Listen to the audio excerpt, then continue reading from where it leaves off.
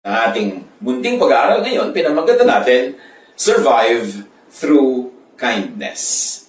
Or lessons from 1 Kings 17:1-6. Lord, salamat po sapagkat ngayon nais naming mag-aral ng mga leksyon mula sa iyong salita. Kayo po ang maging guro, kayo ang maging gabay, papagliwanagin niyo ang aming isip at kami humugot ng lakas sa karunungan mo, sa katuruan mo, na nakahanda namang mabasa at mapag-aralan anumang oras. Be our teacher, our preacher, our guide, and our healer. In the name of Jesus, your Son, our Lord, our Savior, we pray with thanksgiving. Survive through kindness. Nais ko pong bumasa sa 1 Kings 17 at iisa-isahin natin ang mga verses simula sa verse 1. Si Elias, sinabi niya kay Ahab, "Saksi si Yahweh, ang buhay na Diyos ng Israel na aking pinaglilingkuran, hindi uulan ni hindi magkakahamog sa mga darating na taon hanggat hindi ko sinasabi." Ang napakahalagang leksyon na makuha natin dito that God is in control. God is in control whatever the situation. 1 Kings 17:2-4. Pagkatapos sinabi ni Yahweh kay Elias, "Umalis ka rito at magtago ka sa batis ng Karit, sa silangan ng Jordan. Maiinom mo ang tubig sa batis at may inutusan ako mga uwak na maghahatid sa iyo ng pagkain." Ang kaharian noon ay nasa isang malaking peligro, malaking problema, at mayroong persecution, hinahanap ng wicked queen ang mga propeta ng Diyos, pinagpapapatay. So, nagkaroon ng ganitong uri ng sitwasyon at itong propeta nanalangin siya na huwag uulan, huwag hahamog. Yun na rin ay ayon sa guidance sa kanya ng Panginoon at ganun nga ang naganap. Nagkaroon ng mahirap na kalagayan sa bayan, walang ulan, therefore walang agriculture, therefore walang pagkain, and everybody was going hungry and thirsty. At ang turo ng Panginoon sa propeta, pumunta ka sa ganung lugar. At ang lugar na yon, outside of the boundaries of Israel. So nakikita natin, pinapakita ng Diyos that even outside of those boundaries, pwede siya magpala at gusto niyang dali ng kanyang mga anak kung doon niya bibigyan ng provisions. We have to get out of our comfort zones. We have to get out of the usual way we do things kung yun ang leading ng Panginoon. And God sends Elijah to an unlikely place. Ilang, malayo sa bayan. But God feeds Elijah through unlikely instruments. Mga ibon na itinuturing ng mga Israelita noon na unclean. Birds that were considered unclean were used by God to feed Elijah. From the mouth of the birds, natural yun lang naman ang panghawak nila na i-deliver nilang pagkain, to the mouth of Elijah. Of course, through his hands and through his preparation. Pero kung magiging maselan ka at sasabihin mo, "I don't like this is an unclean bird, I don't want to be fed by an unclean bird," sambagaling ang binibigay niya na pagkain, yun ay nilampasan ni Elijah. He went against convention, tradition, the usual practice, at tumanggap siya ng pagpapala sa mga channels ng Diyos na hindi karaniwan associated with blessing. 1 Kings 17:5. So he did what the Lord had told him. He went to the Kerith ravine east of the Jordan and stayed there. Sinunod nga ni Elias ang sinabi ni Yahweh. Lumakad siya at nanirahan sa may batis ng Karit sa silangan ng Jordan. Very clear yung pagsabi ng boundary because it's outside of the usual boundary where the Jews were comfortable. Hindi nila home front yan, hindi nila home place, but it was the place where the Lord led the prophet. In a manner of speaking, Elijah is away from everyone else. Kaya kung meron sa ating mga nalulungkot-lungkot dyan at namimiss-miss natin yung mga iba nating hindi nakakasama physically for a while, think of Elijah. Nag-iisa lang nga siya noon, wala siyang kasama doon sa ilang na lugar na yon at dinadalhan lang siya ng mga ibon ng pagkain. But the Lord was there. The Lord was with him. The Spirit of God was with him. And when the Spirit of God is with us, we are never really alone. 1 Kings 17:6. The ravens brought him bread and meat in the morning, and bread and meat in the evening, and he drank from the brook. So meron siyang carbohydrates at meron siyang protein, Kompleto rekado ang supply sa kanya on schedule. Umaga at hapon, dinadalhan siya.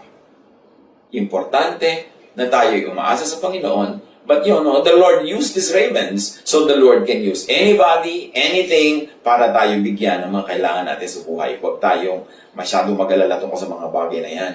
Because ang ating masalangit, siya ang nagbibigay sa atin ng mga provisions. We only have to open our eyes to the many wonderful ways that God blesses us.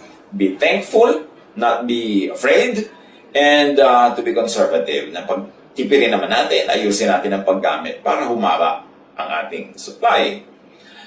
Umaga at hapon, may mga uwak na nagdadala sa kanya ng pagkain at sa batis naman siya umiinom. So, natural mineral water pa ang inumin niya. Well, not all of us will have that luxury, pero ang mahalaga, binibigyan tayo ng Panginoon ng maiinom na sapat sa pangangailangan natin pang-araw-araw. Elijah submits to God's instruction and is given food and drink. Remember, hindi nauna yung food and drink. Ang nauna, pagsunod niya. At nung sumunod na siya sa instruction ng Diyos, sumunod yung provision. Sumunod ang blessing. 1 Kings 17, 7-9. Ngunit, dumating ang panahon na natayo na rin ang batis. So, natuyo na rin pati ang pinagagalingan ng kanyang inumin. Kaya sinabi sa kanya ni Yahweh, umalis ka rito. Pumunta ka sa Sarepta, sa lupain ng Sidon. May inutusan akong isang byuda na magpapakain sa iyo roon. So the brook dries up, but God offers another source of provision for Elijah. Again, another unlikely channel of blessing, and a very unlikely helper, a woman, a widow, which, by the standards of the culture at the time, could be equated with a very weak person. Walang power, walang strength, walang social, economic, political power. Pero yun ang gagamitin ng Panginoon para pakainin itong si Elijah. When God chooses an instrument, when God chooses a channel of blessing, who are we to say, ay kulang yan, ay mahina yan, ay hindi yan sapat? Kaya nga lalong naging emphatic ang Panginoon na siya ang talagang provider, so huwag mong tingnan yung ginagamit yung instrument, huwag mong isipin na hindi yun magiging sapat, na yun ay magiging kulang, dahil ang Diyos ang nasa likod ng instrument na yon. And God is always more than enough. At yun ang pwede natin pagtuwalaan. 1 Kings 17, 10-11. Pumunta nga siya roon at nang papasok na siya ng pintuan ng lungsod, nakita niya ang byuda na namumulot ng panggatong. Sinabi niya sa babae, maaari po bang makiinom? Aalis na ang babae upang ikuha siya ng tubig nang pahabol niyang sabihin, kung maaari, bigyan mo rin ako ng kapirasong tinapay.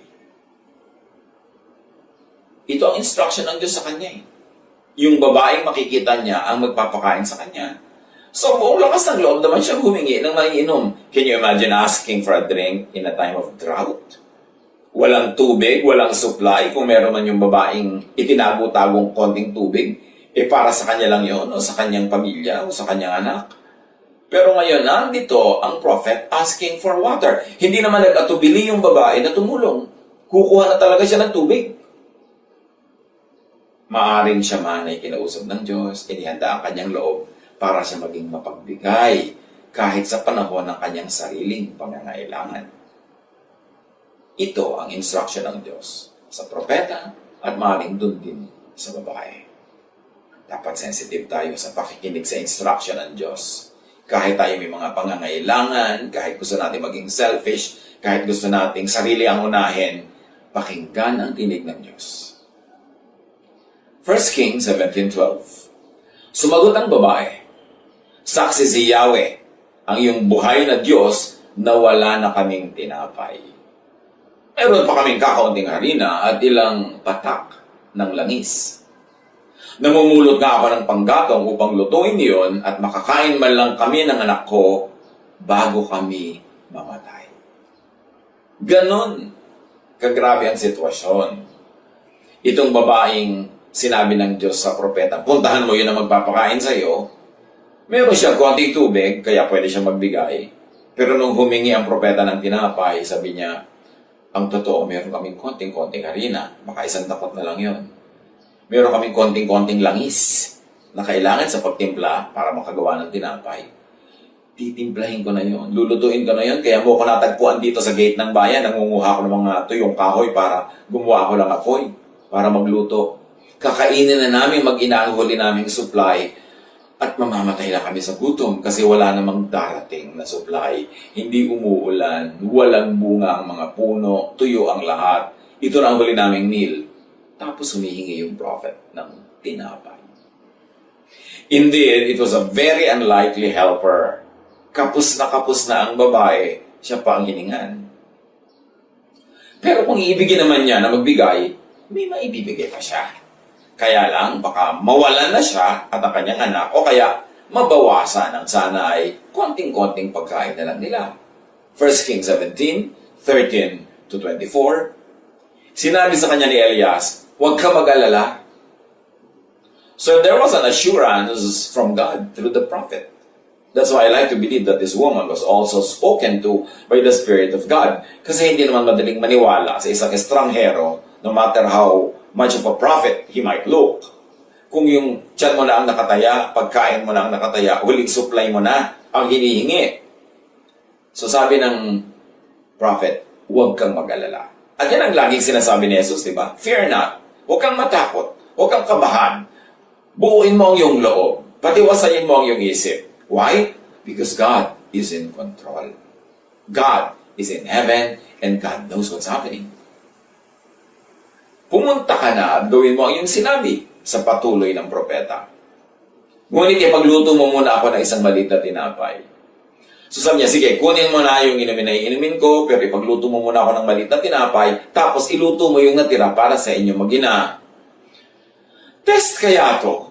Last food na nga nila yun eh. At pagkatapos, sabi ng propeta, magluto ka ng para sa inyo. Is it a test? A test of faith?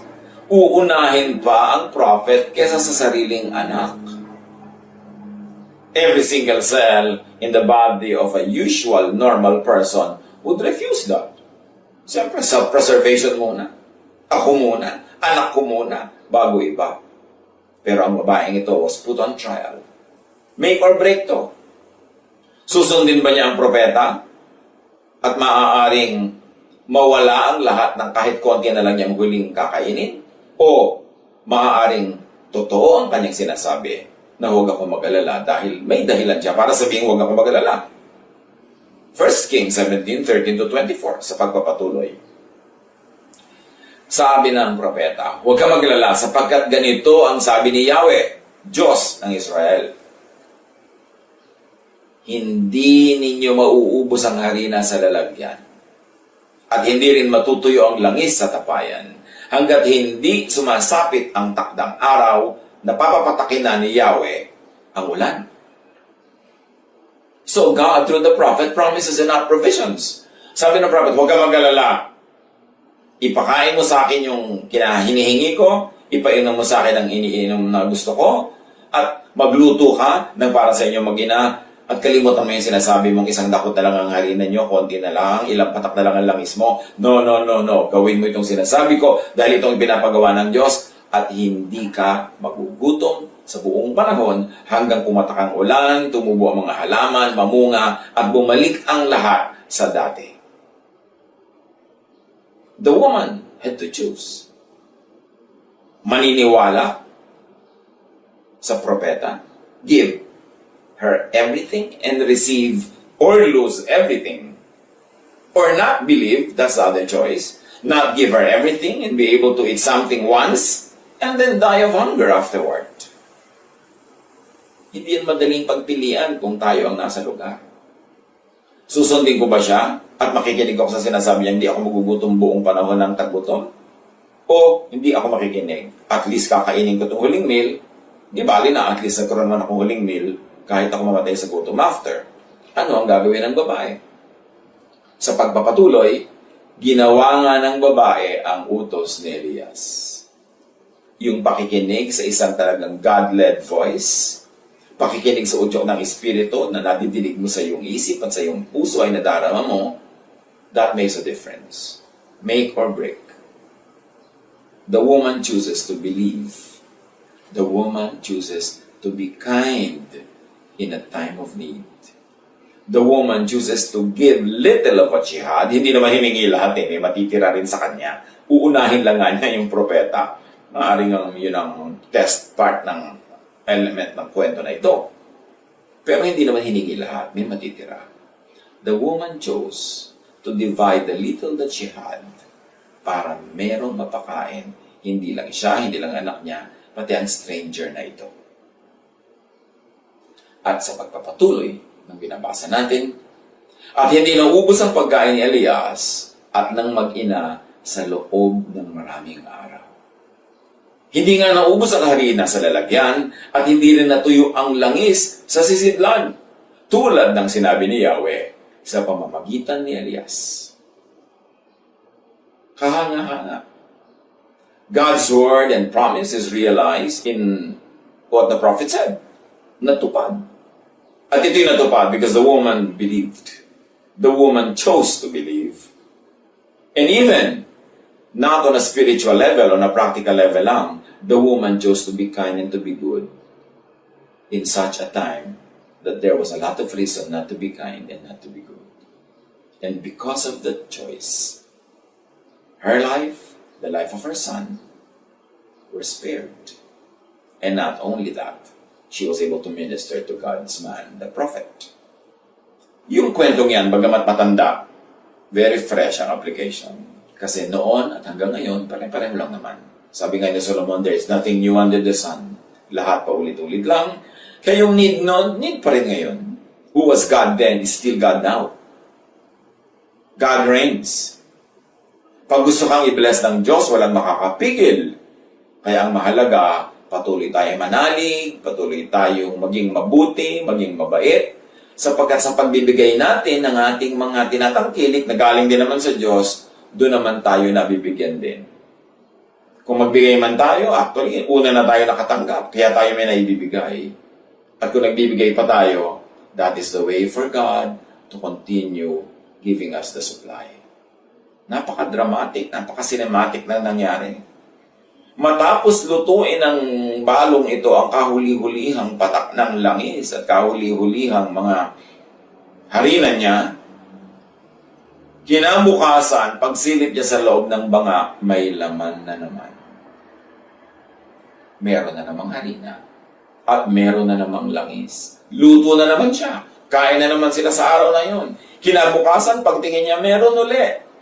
Hanggang dumaan ng maraming panahon, hanggang niloob na ng Diyos na magkaroon uli ng ulan, madilig ang lupa, tumubo ang mga tanim at mga halaman, bumalik ang lahat sa dati, and they were able to be sustained by that daily bread. Na yun ang sinasabi ni Jesus. Ang panalangin itinuturo niya sa atin, give us this day our daily bread. At pag sinabing daily bread, ibig sabihin, hindi ka sobrang takot about the future, about tomorrow, about the very far, far future, to the point that you now become generous. You're able to give to the needs of people now, not thinking that you will need it tomorrow, because you know that tomorrow God will be there and God will give you your daily bread. Payapain natin ang ating isip. Seek first His kingdom and His righteousness, and all these things shall be added unto you, sabi ni Jesus. Anong kingdom ang dapat nating hanapin ngayon? God's kingdom on earth. Di ba ang turo niyang panalangin? Thy kingdom come, thy will be done on earth as it is in heaven. It is not us going to the kingdom of God, but the kingdom of God coming down to us. And where will the kingdom of God come down to? To our hearts, to our minds. Sabi ni Jesus, huwag kayong mabahala, huwag kayong matakot, anong isusuot, anong kakainin, anong dadamtin, ano ang iinumin, sabi niya ganon. Yung mga tao lang na walang Diyos sa puso ang nag-iisip ng ganyang mga nakakatakot na bagay. Sabi niya, seek first His kingdom, meaning unahin mo ang Diyos, ang paghahari ng Diyos sa iyong puso, unahin mo ang mga thoughts that are very godly, mga nagbibigay ng kapayapaan, katahimikan, katiwasayan, yun ang kingdom of God. Unahin mo yon at ang lahat na naipang mong kailangan, susunod na rin na darating. So sa ganito mga challenging times, anong dapat nating unahin? Know enough of God's promises. Know enough of God's history of dealing with His people. And that is how we will survive. God is the same yesterday, today, and tomorrow. Itong babaeng ito na isang dakot na harina, ilang patak na langis, na marami ng Diyos at nasustain sa buong panahon? Lalo naman sigurong kayang paramihin ng Diyos yung kilo-kilo o kaban-kaban yung nakatago dyan mga bigas-bigas, mga marami nyo dyan mga provision na naipon-ipon, o kahit yung mga walang naipon na umaasa ngayon sa dadalhin ng ibon, sa dadalhin ng uwak, it's still God who is behind all of these instruments. Have peace, sabi ni Jesus. I have overcome the world. God is with us. And God calmed the storm through Jesus. So let Jesus calm your heart. Although there's a storm, let Jesus calm it so that we will be like Jesus, sleeping at the stern, relaxed, though there was a storm that was tossing the boat to and fro. God bless us all.